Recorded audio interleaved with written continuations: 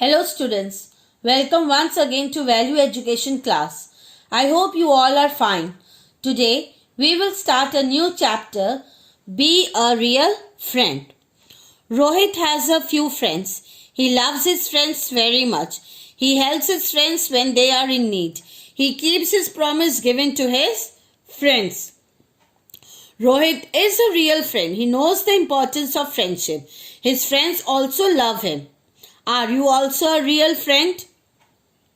So students, Rohit is a true friend. His friends also love him. He knows the importance of friendship. So I hope you all love your friend and help them when they need you.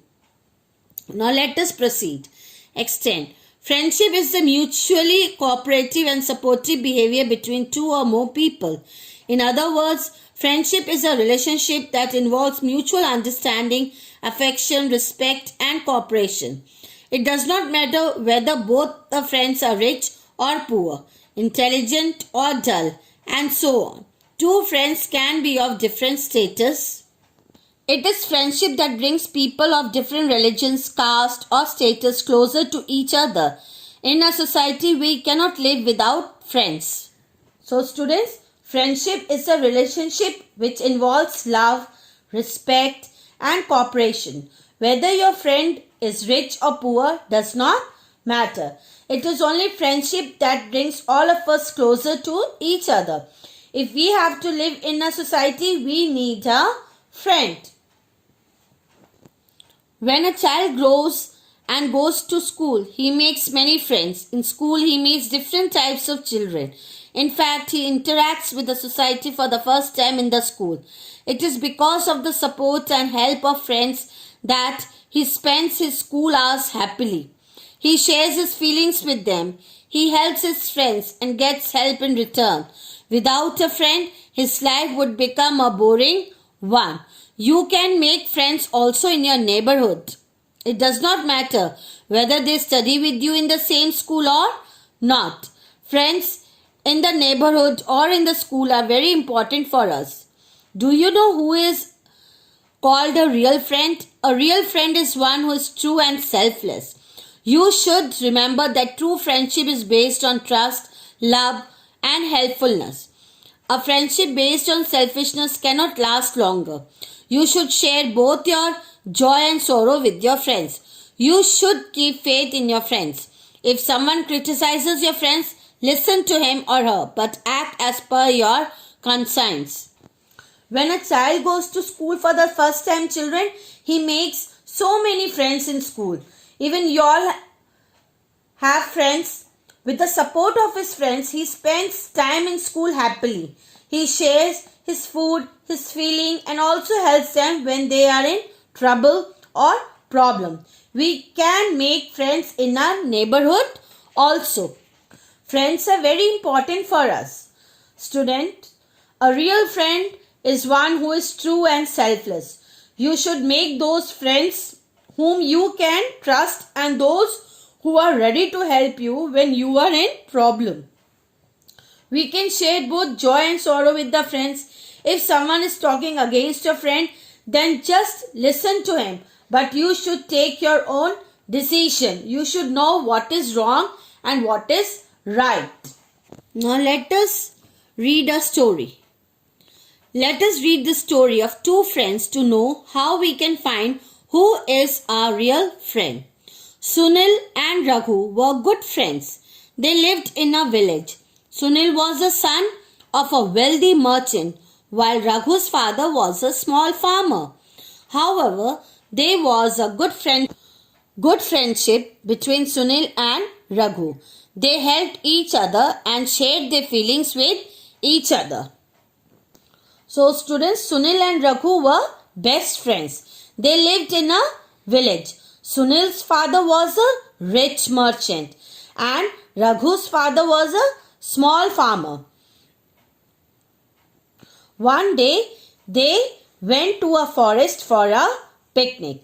When they went deep into the forest with other students of the school, after having lunch, Sunil and Raghu walked into the forest. When they reached deep into the forest, they heard the growl of a wild animal.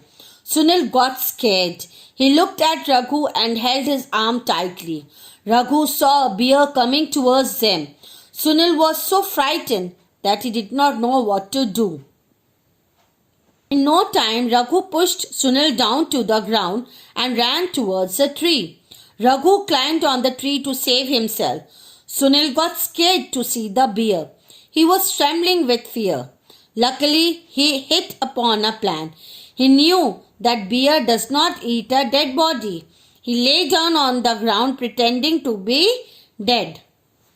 So students, when they went deep into the forest, they both heard the growl of a wild animal. Now, after hearing the growl of the wild animal, Sunil got frightened. Then he held Raghu's arm tightly. Soon, Raghu saw a bear coming towards them. Sunil was so frightened that he did not know what to do. And Raghu in the meantime pushed Sunil to the ground and he climbed up the tree. Sunil started to shiver, not because of cold but due to fear. Suddenly he got an idea. Sunil knew that bear does not eat a dead body. He lay down on the ground pretending to be dead. The bear came to him. It observed him from every side. It sniffed many times, but Sunil had held his breath. Taking him to be dead, as bear does not eat dead bodies, it went away.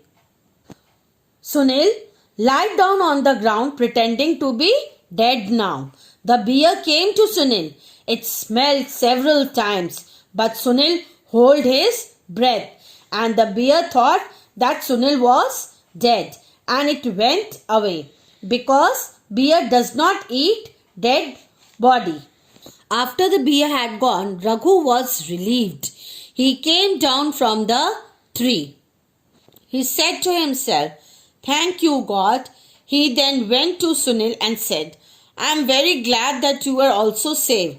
But why did the bear not cause you any harm? What did it say in your ears?" Sunil replied, "The bear advised me to keep away from selfish friends like you." Saying this, Sunil went away all alone. So students, when the bear had gone away, Raghu came down from the tree and told to himself, "Thank you, God."